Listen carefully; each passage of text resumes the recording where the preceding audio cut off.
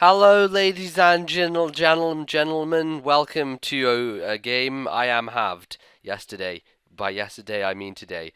And it is Saturday, and it is time for just relaxing and watching Pokemon. So I hope you're all there, sitting, relaxing on Saturday with your goat beside you, and your lemon on your left, and your goat on your right, and chilling on the sofa couch above the universe, and that is what we should all do. It's all should strive for in life, sitting on the sofa couch above the universe. So today, this guy played me on Smogon, and he had a team which, I don't know, is just kind of a team. It's kind of like a bit boring. I was like, okay, fine, we'll just play. So I bring Breloom because he does have sand. I'm like, okay, well, if he's going to have sand, he's going to be like, oh, in before you don't have any weather, so I'm just going to get my weather in there just first. So that's what he did. He got his T-Tar in there first of all. And I'm like, okay, well, if you're going to try and T-Tar there first of all, I'm going to go to Breloom, I'm going to put something to sleep, and I'm just going to unprotected focus punch because I don't give a fuck. And I want to hit something in the face with unprotected focus punch, even if it happens to be the Latias or the other thing. He has another thing which resists focus punch. Landorus? Landorus, yeah. I can't remember. Does he have a Latios or a Latias? It doesn't really matter because physical focus punch still stings. It hurts, it stings, it's painful, and that is my A game. So I put the Ferrothorn to sleep and kill it before it can even do anything. No hazards on my side of the field. That's always good. When you don't have hazards, you don't have to worry about them, and I'm pleased with that, I guess. So I'm gonna go into my Rachi, predicting the Dragon or Psyshock or whatever type of move he wants to go for. Rachi is generally a good switch in to any Latias, but of course, as any Latias happens to be, there is the possibility that Hidden Power Fire is in its arsenal, and of course, I want to try and find out whether it has it, so I'm going to go into my Takamaro's Ninja Star here and see if he does have it. Unfortunately, for him, he doesn't have it, meaning that my Rachi can basically do horrible things to his Latias later on in the game, but for now, I know that he only has Surf, he has Psyshock, probably Draco, and then something else, because he didn't go for the HP Fire as I was expecting, so I went for the Surf and did a bit of a chunklet to start me, but nothing I can't recover off, and that's what I decided to do, recover right there, just to see what he wanted to switch into, and I guess Sizzle's fine. Probably going to go for the U-turn, and I was a little bit afraid of the pursuit, but I figured, well, if he pursues me, I should probably live it with Starmie anyway, and I don't want to stay in, go for Hydro Pump, and not kill him, and then die to a U-turn, so best thing for me to do is go for Gliscor if I want to keep Starmie alive. So that's what I did, and take the U-turn pretty nicely. Unfortunately, he has free switching because he U-turned, and Rotom is just threatening me horribly. So I'm going to switch out, go into my Gliscor, but then of course I have to switch out immediately because Rotom threatens Gliscor, go into Rachi because it's probably the best thing I can switch into a Rotom. I don't want to go to Tentacruel because there's a Volt Switch, and I guess I could go to Black Kyurem, but then he probably has Will-O-Wisp, and Will-O-Wisp really beats down on something like Black Kyurem. He needs his offensive prowess through the roof, and if he doesn't have it, well, he is a sad panda indeed. So in this case, indeed, Rotom is going to miss the Volt Switch. Miss the Volts? Okay, there's a new thing that's going on. He misses the Hydro Pump, and then I am thinking he's going to Volt Switch, so I substitute as he does that, knowing that because Rachi is bulky enough and his Rotom is defensively invested, I can take the Volt Switch and not have my sub broken, which is exactly what happens. As he goes into Scizor now, the wisest thing for him to do would be to U-turn into his Landorus, because it would break my sub, and then Landorus would threaten my Jirachi out, but instead he goes for Superpower, which I don't understand, but he does it regardless. So let's just agree to disagree there, shall we? Okay, so he's gonna go now into his Latias, which he can't really do anything to Jirachi because he's load his attack now, and Scissor's kind of left ready to be roasted by T-Bolt Psychic, whatever.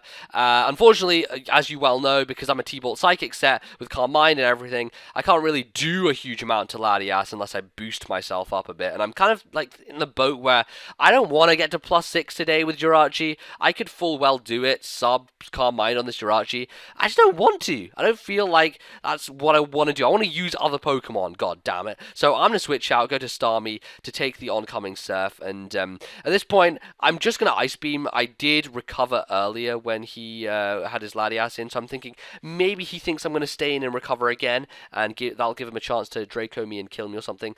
But I'm going to straight up go for Ice Beam. I want to clean out Latias quickly because I don't want to have more Jirachi Latias shenanigans going on. Unfortunately, he is going to be afraid of the Ice Beam again, goes into his Rotom to resist it, and we're at a point where we've got the shaky movers here. Starmie spinning its top and Rotom spinning itself around because it's a washing machine. That's what it goddamn does and what it goddamn pleases. So I'm now slightly afraid of the Volt Switch. I'm going to go into my Rachi to take it. Unfortunately, he goes for a Wisp and misses, which is not entirely crucial, but certainly would have helped him out in the long run, you know, in terms of taking my Rachi down, because as you can see earlier, he was having a lot of trouble with it. He didn't really know how to deal with Rachi. Just go to Landorus. Going to Landorus really is the best thing for him to do, but he constantly does this thing where he's Volt Switching back to Latias again and again. I don't really understand it, but I guess he feels like because he resists and he has the chance to recover, it's going to work out beneficially for him, but it's not really working out that way right now because, well, things aren't going his way. If I forgot to mention, I did, of course, crit him with a Psychic with Rotom.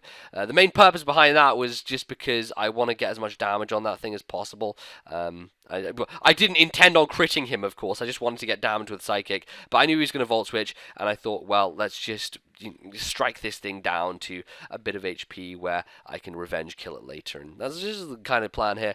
And then I'm not really talking over this bit because, once again, we're reintroduced to the bullshit that is stalling between Latias and Jirachi. And I'm constantly switching up between Psychic and T-Bolt on this guy. I believe I got one Calm Mind there, so that's going to help me out. But I constantly want to shift it up to the point at which I know he's eventually going to switch to something to resist one of them, and I want to be on the right end of that when he does decide to switch. So going for the Psychic there at the point at which his Latias was about to die to another Psychic means he's probably going to go to something to resist the Psychic as opposed to Landorus to take the T-Bolt. Goes into his Scizor to take the Psychic, gets hit with a T-Bolt. You see where I'm coming from. It's kind of just playing with mind games and what the opponent expects you're going to go for when you're switching up between two moves, and you know what you're going to go for in actual fact. So there you go. I actually managed to take out the Scizor with a T-Bolt and then followed up with it by a Psychic. Now he goes into Landorus, and he should have done this a lot earlier, but he kills me, and the reason I stayed in there was because I just wanted to find out what type of a Landorus he was, because Sheer Force Landorus with Life Orb's been running around, and I don't know if he's running a physical or a special set. I just wanted to know, and then I'm going to go into Gliscor because I want to force him out, essentially, if he's locked into Earthquake, and allows me to U-turn, which is slightly unconventional on Gliscor, but it does manage to take out the Latias as it switches in. So that's a lot of bit of information it was, but I needed to say it quickly, so there you go, that's what happens. Hydro Pump from Starmie hits the T-Tar, it does lots of damage. Hey, what an incredible narrative sentence that was. What an incredible narrative sentence. I'm going to go down to the crunch. Unfortunately, my Starmie is gone, but the thing is, I was trying to say with the Landorus, now I know that he's physical. I know that he can't lock himself into Earthquake because I still have Gliscor, and even though my Gliscor doesn't really have any means of touching the Landorus, it's still not in his best interest to do so. And if he doesn't go for Earthquake, that means his strongest move is essentially gone, and if he locks himself into Stone Edge, Gliscor can still deal with it. Breloom resists the Stone Edge. I've got lots of ways of working around the Landorus if it so happens to be a nuisance, and so that's what happens. Yeah, I U-turn, kill the T-Tar, oh my god, my voice is just crippling me now, and going to Breloom, who is going to proceed to spore the Rotom, as he, I believe, only has Rotom and Landorus left at this point. So it's just a matter of time, really. It's just a matter of what's going to happen and what he's going to go into and how it's going to play out in the end. I decide, let's Seed Bomb. Let's just throw that in the face of the Landorus, and I don't care for Breloom at this point. I have ways of dealing with both of these dudes, Kyurem Black being the primary one. So it's just a matter of time. He clearly can't kill my Breloom for want of locking himself into anything that he doesn't want to be locked into, because if he goes for like HP Ice, then I of course can go to Kyurem Black and proceed to wreck his life. He goes for the U-turn, doesn't kill me, I Seed Bomb and kill the Rotom, and then at this point it's just like it's cranking down. We're rolling down. to the end of the match here, and Hidden Power is going to slice my Breloom in half, but it matters not, ladies and gentlemen, when Kieran Black is in the building, and when the Landorus is in fact locked in on the Hidden Power ice. So we're just going to bring this guy in. I could have gone for the free shock if I wanted, because I have no real fear from the neutral Hidden Power, but let's just finish the game, shall we? It's already gone on for longer than it probably should do regardless, so winding things down with an Outrage, you might as well do it, and that's the game. So I hope you guys enjoyed it. I don't know, I kind of lost my hold on the narration. The narration kind of ran away from me there. I was trying to catch up with it, kind of jumped out of my hands, my grasp, and was doing its own thing, really, I feel, for the latter stages of that game. But at least I narrated the game eventually, so there's the thing. Sure. If you enjoyed, like would be appreciated. Likes are, of course, always appreciated. They go a long way to help, and that's always great. If you have any feelings, comments, thoughts, comment section is your oyster. Otherwise, I shall see you guys next time, probably when I narrate another battle or something along those lines. Yeah. Goodbye.